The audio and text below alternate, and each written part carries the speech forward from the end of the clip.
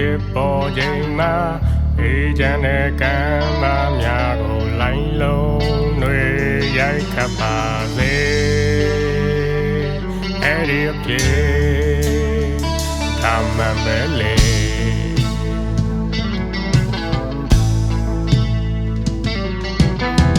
မင်းနဲ့ငါခင်မင်းမနဲ့မြေ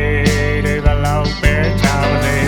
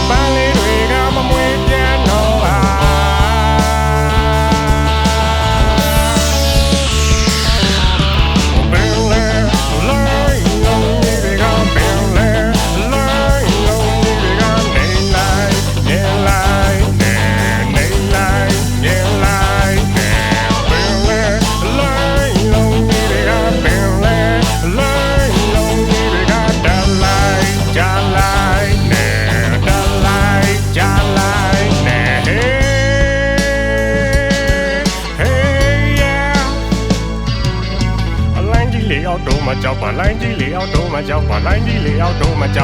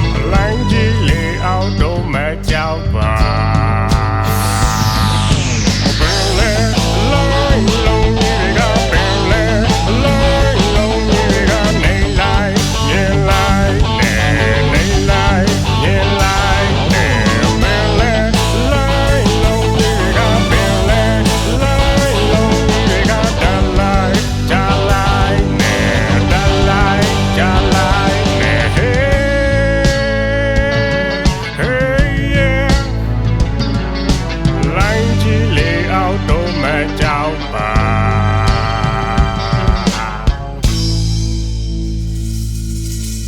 ကျေးဇူးများတင်ပါတယ်